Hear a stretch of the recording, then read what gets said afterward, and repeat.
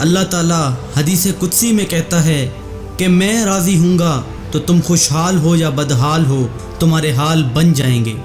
اگر میں راضی ہوں تو تمہاری دنیا و آخرت کے مسئلے حل ہو جائیں گے، اور اگر میں ناراض ہوں تو نہ تمہاری دنیا بنے گی نہ تمہاری آخرت بنے گی۔ یہ اللہ کا حکم ہے جو آسمان سے آیا ہے حدیث قدسی کے ذریعے سے۔ حدیث قدسی میں اللہ فرماتا ہے کہ جب میری اطاعت ہوتی ہے تو میں خوش ہو جاتا ہوں، اور جب میں راضی ہوتا ہوں تو برکت دیتا ہوں، پھر میرے برکت کے دروازے کھل جاتے ہیں جن کی کوئی حد نہیں ہے۔ میرے محترم بھائیوں اور دوستو، جو آخرت کو غم بناتا ہے اللہ ان کے دل میں گناہ کو ڈال دیتا ہے اور دنیا اس کے تابع بن جاتی ہے۔ اللہ اس کے سارے غم دور کر دیتا ہے، اللہ اس کی ساری پریشانیاں دور کر دیتا ہے۔ آج مسلمان کہتا ہے کہ میں پریشان ہوں، مجھے سکون نہیں مل رہا، لیکن اللہ تعالیٰ فرما رہے ہیں اگر تو میرے دین کی طرف آئے میں تیرے سارے غم دور کر دوں گا، میں تیری ساری پریشانیاں دور کر دوں گا، میں تیری فکروں کو دور کر دوں گا، گناہ کو تیرے دل میں ڈال دوں گا، دنیا تیرے پاس ناک رگڑ کے آئے گی۔ اور جو دنیا کو غم بنا لیتا ہے، دنیا کے پیچھے بھاگتا ہے، اللہ اس کی دنیا کو پریشان کر دیتا ہے اور اس کے سامنے فکر کو طاری کر دیتا ہے۔ پھر اس کے مقدر میں صرف رسوائی ہوتی ہے، صرف پریشانیاں ہوتی ہیں اور کچھ نہیں ہوتا۔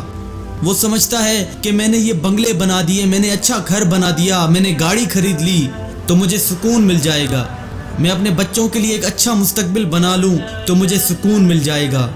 لیکن اللہ فرماتا ہے کہ جو دنیا کے پیچھے بھاگتا ہے، دنیا کو غم بنا لیتا ہے، اللہ اس کی دنیا کو اس کے لیے پریشان کر دیتا ہے، اللہ اس کے سامنے فکر کو طاری کر دیتا ہے۔ وہ جتنا چاہے کوشش کر لے، وہ جتنی چاہے محنت کر لے، دنیا کے پیچھے بھاگتا رہے، میں اس کو اس دنیا کے پیچھے تھکا دوں گا، لیکن وہ اس چیز کو حاصل نہیں کر پائے گا جس کے پیچھے بھاگ رہا ہے۔ تو میرے بھائیوں، جو بھی انسان سکون چاہتا ہے اسے چاہیے کہ اپنی زندگی کو آپ صلی اللہ علیہ وسلم کے طریقوں پر ڈھال لے، کیونکہ اللہ کو اپنے نبی کا ہر ایک عمل اتنا پسند ہے کہ جب کوئی شخص کسی سنت پر عمل کرتا ہے تو اس وقت اللہ اس کو محبت کی نگاہ سے دیکھتے ہیں، اور جس کو اللہ محبت کی نگاہ سے دیکھے اس کو کسی پریشانی کا غم ہوگا؟ پریشانیاں اس شخص کا کیا بگاڑ پائیں گی؟ مشکلیں اس شخص کا کیا بگاڑ پائیں گی جس شخص کو اللہ محبت کی نگاہ سے دیکھتا ہے؟ کسی انسان پر کوئی پریشانی اللہ کی مرضی کے بغیر نہیں آتی، اور جس شخص کو اللہ محبت کی نگاہ سے دیکھنا شروع کر دے پھر اسے پریشانیوں سے گھبرانے کی کیا ضرورت ہوگی، اسے کسی بھی چیز سے گھبرانے کی کیا ضرورت ہوگی؟ اللہ جسے محبت کی نگاہ سے دیکھے اس کے اوپر رحمت کی بارشیں اترتی ہیں، اور سکون کا دوسرا نام بھی رضا الہی ہے۔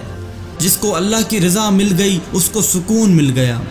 اس اللہ کی قسم جس نے آسمان کو کھڑا کیا اور زمین کو قائم کیا، اور جس نے چاند اور سورج کی گردش کو چلایا، اور جس کے قبضے میں آج کی حکومتیں ہیں، جس کی قدرت ہمیشہ کے لیے غالب ہے، دل کا سکون صرف اللہ ہی کے ہاتھ میں ہے۔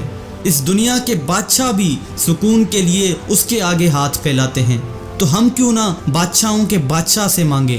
ہم کیوں دل کا سکون ادھر ادھر ڈھونڈتے پھرتے ہیں جب بادشاہوں کا بادشاہ بول رہا ہے کہ دل کا سکون چاہتے ہو تو میری طرف آؤ، دل کا سکون چاہتے ہو تو میرے محبوب کی چوکھٹ پہ آؤ۔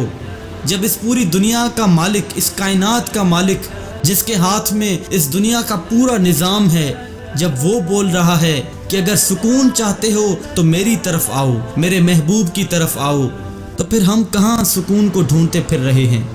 آؤ میرے بھائیوں، اللہ کی طرف آؤ، اس کے رسول کی طرف آؤ، اللہ کی مان لو، سارے مسئلے حل ہو جائیں گے۔ آپ بولتے ہیں کہ ایم پی اے سے ملو تو مسئلہ حل ہوگا، لیکن اللہ بولتا ہے کہ مجھ سے ملو تو مسئلہ حل ہو جائے گا۔ کہ ایم پی اے سے ملنا ہو تو اس سے وقت لینا پڑتا ہے، لیکن میرے بھائیوں اللہ کتنا کریم ہے کہ ان سے ملنے کے لیے کوئی وقت نہیں لینا پڑتا۔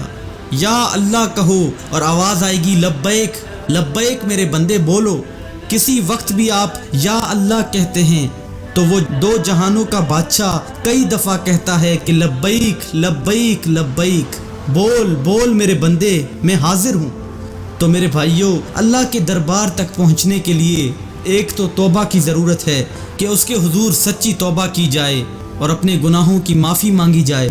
حضور صلی اللہ علیہ وسلم جب بھی پریشان ہوتے تو نماز پڑھ کے اللہ سے مانگتے تھے، اور میرے بھائیوں، جب آدمی نماز میں اللہ سے غافل ہوتا ہے اور باہر کی دنیا میں پھر رہا ہوتا ہے تو غیب سے آواز آتی ہے، میرے بندے مجھ سے خوبصورت کون ہے جس کی طرف تو متوجہ ہو گیا ہے؟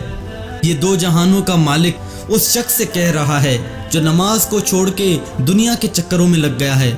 تو اللہ اسے بولتا ہے کہ اے میرے بندے، مجھ سے خوبصورت تجھے کون مل گیا جس نے تجھے اپنی طرف متوجہ کر لیا ہے؟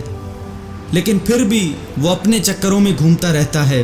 تو اللہ تعالیٰ پھر پکارتے ہیں، اے میرے بندے، کدھر کو متوجہ ہو رہا ہے؟ مجھ سے اچھا تجھے کون مل گیا جس کو تو ہر وقت سوچتا ہے؟ پھر بھی یہ اپنے خیالوں میں گم رہتا ہے۔ پھر تیسری دفعہ اللہ کی طرف سے پکار آتی ہے، میرے بندے، مجھ سے بہتر تجھے کون ملا ہے جسے تو نماز میں بھی کھڑا ہوا سوچتا ہے؟ جب تیسری دفعہ بھی اسے خیال نہیں آتا تو اللہ تعالیٰ فرماتے ہیں کہ اس کی نماز کی کوئی پرواہ نہیں، اب اس کی نماز کی مجھے کوئی ضرورت نہیں۔ تو میرے بھائیوں، مجھے اور آپ کو چاہیے کہ ہم اپنے آپ کو اللہ کی طرف متوجہ کریں۔ رمضان کا بابرکت مہینہ بھی ہے، یہ بہترین موقع ہے اپنے آپ کو اللہ کے ساتھ جوڑنے کا، یہ بہترین موقع ہے اپنے رب کے ساتھ اپنے تعلق کو بہتر کرنے کا، اور کوشش کریں کہ اپنے آپ کو نماز کے روحانی پہلو کی طرف بھی متوجہ کریں تاکہ ہم نماز کے اس سرور کو، اس لذت کو محسوس کر سکیں جو بندے کو بار بار اللہ کی طرف متوجہ کرتا ہے۔ اللہ ہم سب کو عمل کرنے کی توفیق دے، آمین یا رب العالمین۔